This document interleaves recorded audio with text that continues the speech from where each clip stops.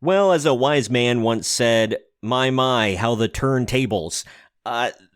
Things have gotten kind of hilarious over the Rings of Power, the Ring-a-ling-a-ding-dongs, the Frauds of Prime. I refuse to watch Season 2 just because not only did I hate Season 1 because of what they did to the Tolkien lore and the fact that it was like a cheap imitation, seemed like people cosplaying as Tolkien, but the writing was bad, it was boring. Every week, I kind of made myself sit through Season 1, hoping it would get better. Maybe I was wrong. Maybe the critics were wrong. Whatever. So I made myself sit through it, and my God, it sucked. Just every week got worse and worse. The characters got more and more insufferable. The writing got worse and worse. Nothing improved, ever. I hated every minute of this. And then we get to the end, and I'm like, well, that blew. And I just can't bring myself to watch Season 2. I may eventually get around to it, but I've got so much good stuff to watch right now. I'm still catching up on The Penguin, and Yellowstone's on right now. I'm catching up with Dune Prophecy. So, there's actual good TV out there to watch right now, and I'm listening to audiobooks of stuff I enjoy. I'm not going to waste my time with this. Nope. A funny turning of events is happening right now, especially with the Daily Mail, because first they put out some glowing article talking about how awesome Season 2 is and the Rings of Power is great, whatever, and make you try to watch it. And then at the end of the season, they're like, man, the show kind of blows. No kidding. Thanks for lying to us this whole time, pissing on our leg and telling us that it's raining. Liar! We're going to examine some of that hilarity here in this video, but first, my name is Troy, this is Marks on Media, and before we get into it all, if you could please like the video, subscribe to the channel, and click the notification bell, that would be greatly appreciated. Now, let's get into it. Marks on Media. Article 1 here from the Daily Mail. I don't know, you can see the date. Kind of small on the screen there, but it was posted on the 29th of August, 2024. It says, The Lord of the Rings review. Gosh, I hate when... I know it is, but yuck. But the Rings of Power make spellbinding return as Sauron casts dark shadow over Middle-earth in Season 2. There's Morfydd Clark, whatever her name is, looking terrible. Like she's just an awful choice of Galadriel. I'm not talking about like calling her ugly or anything. She's awful in this role. The writing blows for her. Charlie, whatever his name is, that plays Sauron, he's fine. He's not Sauron. But anyway, after a lengthy 2-year wait, fans can finally return to Middle-earth with the long-awaited Season 2 of Prime Video's The Lord of the Rings, The Rings of Power. The show made headlines long before filming began, with Amazon splashing out a whopping $250 million just for the rights to J.R.R. Tolkien's books in 2017. Yeah, they didn't get many rights. I can't remember which books they actually got rights to, but it was like the appendices, and I think the Silmarillion. I could be wrong, but they didn't get the rights to the actual Lord of the Rings. And there were some like important chunks that they just don't have the rights to, which is hilarious.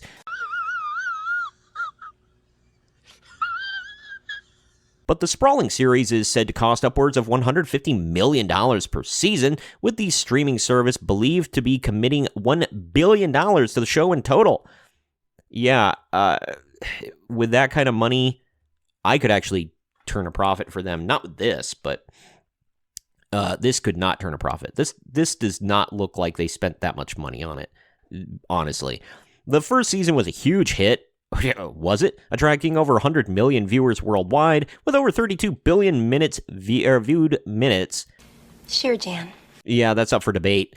The blockbuster series returns Thursday with an epic 3-episode premiere. Oh, man. 3? Eek, that I could barely sit through 1. Which reveals more about the nefarious Sauron, played by Charlie Vickers. That's his name, Charlie Vickers. And how a new character named Sheridan, Ben Daniels, changes everything in Middle-earth thanks to one key decision. However, while the show continues to deliver an epic story and stunning visuals, the show is starting to feel a tad overstuffed. So they had some light criticism for them back then. This cost a lot of money, but hey, it's a huge hit. Is it really? Has it brought anybody new to Prime Video? I will say, and I've mentioned this before, it really doesn't matter if anything on Prime Video is a hit, if they make a lot of money off of it.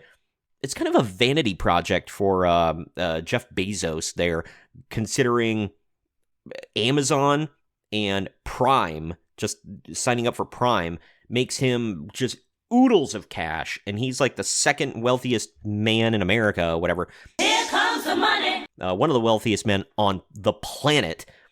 He can do whatever the hell he wants with Prime Video. It doesn't have to turn a profit, ever.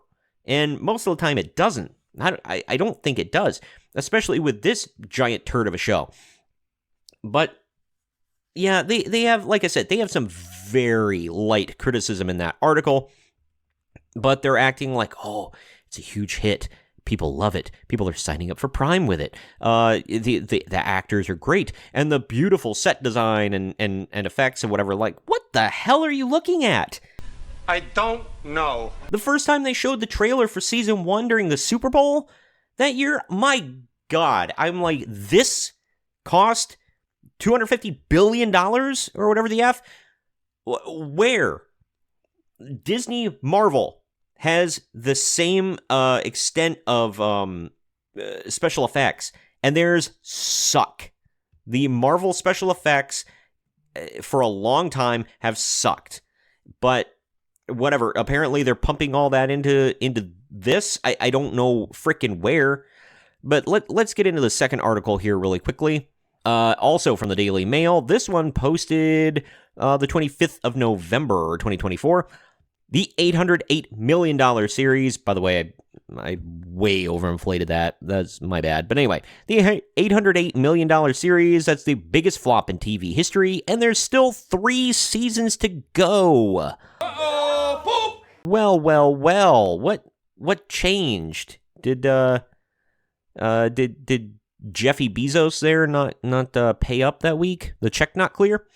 Anyway, Amazon's The Lord of the Rings prequel, The Rings of Power, has become the most expensive television series in history, and its cost surging to $808.9 million, even though almost 2/3 of all viewers quit watching the show before the finale of its first season. In 2017, Amazon paid an estimated $250 million to buy the TV rights, blah, blah, blah, blah, blah. That's, we already covered that. And, yeah, Jeff Bezos said he wanted it to rival Game of Thrones. Haha. Oh, wait, you serious? Let me laugh even harder. You could have done that with The Wheel of Time, and you blew it there as well. So, yeah, you're batting 1,000 with fantasy series there, Jeffy boy. Either way, it didn't end up being a heavy hitter he hoped. Then the first season of The Lord of the Rings was released on the Amazon Prime streaming service in 2022. Only 37% of U.S. viewers who started watching it saw it through to the end, according to The Hollywood Reporter. 2 years later, the second season didn't fare any better. But I thought it was a huge hit. You told me months ago it was doing fantastic. What happened? Like I said, man, that check must not have cleared. You're a liar. Data from streaming analytics firm Samba TV showed within 4 days of its premiere, the first episode was watched by 900,000 U.S. households. That's it, which is about half the size of the audience of the season 1 pilot. And they released 3 episodes in one freaking day, too. The show found itself in the middle of a fierce row as its diverse cast of actors angered many fans of the books who claimed that Tolkien's masterpiece had been updated for the modern world in ways that altered the integrity of the original. You think? Look, and I have no problem with putting more diversity of skin color and gender and whatever else in a fantasy world. That's fine, but make it make sense. Why are there just... People pointed out, they're like, if this is a sequel to The Lord of the Rings, unless they're going to completely rewrite the Lord of the Rings too, which, whatever. I could see them doing that as well because they're arrogant assholes. There had to have been a giant cleansing of sorts because we never see black-skinned elves or dwarves ever again after this. So something terrible, something really terrible happened to them, and I don't really want to dive deep into that. Not good. Believe me, not good. It contributed to the audience giving the 2 seasons an average rating of 49% on review aggregator Rotten Tomatoes, whilst Game of Thrones scored 85%, which, by the way, House of the Dragon is more diverse than Game of Thrones, and Game of Thrones was somewhat diverse. But yeah, and House of the Dragon has a great score too. But The Rings of Power has failed to become a cultural phenomenon like Game of Thrones. Despite being based on a much more well-known series of books, it came at quite a cost. Because you are all stupid, and you think you know better than the guy who wrote the series that everybody loves. Sheer hubris. Quit making things for modern audiences. Amazon's streaming show is set before Tolkien's books, which Oscar-winning filmmaker Peter Jackson turned into 6 movies starring, well, I guess, okay, they're including The Hobbit, I guess. Yeesh. Sorry about that. Starring A-listers, blah, blah, blah. The movie's made $5.9 billion at the box office. We know that. Initial estimates put the cost of its 5 seasons at $1 billion. But almost that much has already been spent on the first 2. Jesus Christ. Subscribers don't pay to watch the show specifically, but get access to it along with all the other content on Amazon Prime. Yes, but if you have one big show that is really popular, that can drive subscriptions, a la Stranger Things on Netflix. By the way, what the hell? Quit getting plastic surgery. Yikes, man. You. This makes it difficult to say whether the The Rings of Power will ever make a profit. According to Tom Harrington of Media Researchers, Enders Analysis, given the structure of the streaming model, it is almost impossible to robustly attribute profitability to any single piece of content unless a massive volume of incremental signups that go straight to the show can be identified, or there's a clear link between viewing of the program and other revenue streams. Yeah, and it goes on and on and on. But I think you get the point.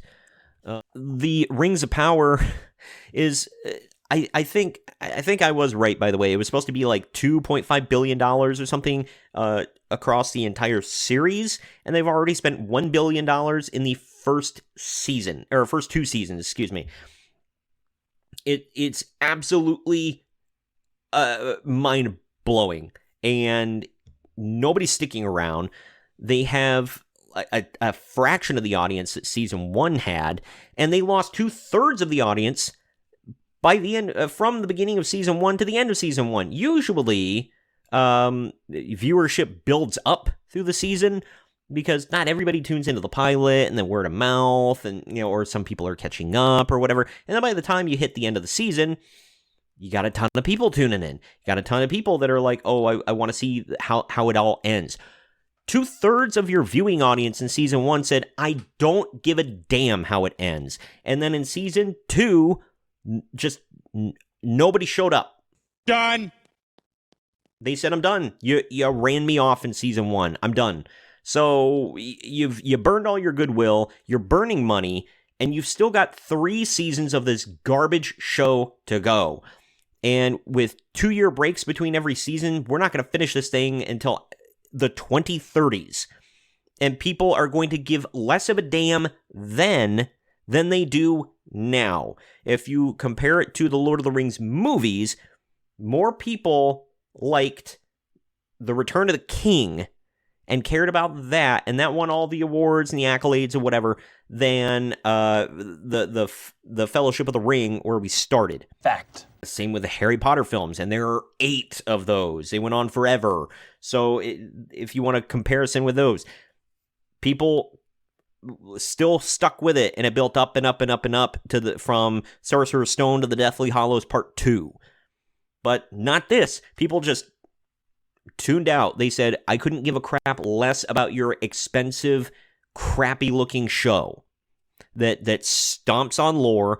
And if it was at least entertaining and it looked good and it made sense and had some good writing, whatever, I can forgive some of the lore trampling, whatever, because other people have done it. But no, it's the worst of all worlds, and it's a Jeff Bezos vanity project. He's an idiot when it comes to hiring people for his studios, and I couldn't be happier about this, because F Amazon, F Prime Video, F the people making this god-awful, terrible show that is not Lord of the Rings, but it is badly written fan fiction that costs a lot of money. I couldn't be happier that they were just losing money hand over fist. Get your shit together. Let me know what you guys think down in the comments section. I know I got a little hot about this, but I usually do with this kind of crap. I did a complete review for season 1. If you guys go look at that, if you search Rings of Power in my videos, I'll link it to the end of this video as well. If you guys want to go check that out, I made it obviously like 2 years ago, so you guys can see that. And let's talk about it down in the comments section or on social media. You can look me up and find me wherever. And if you want to read the articles, I am linking them down in the video description. If you could, please share this video around everybody you know. Also, like the video, subscribe to the channel, and click the notification bell to stay up to date every time I post brand new content, Monday through Friday, every single week. I have been Troy for Marks on Media, and I'll see you next time.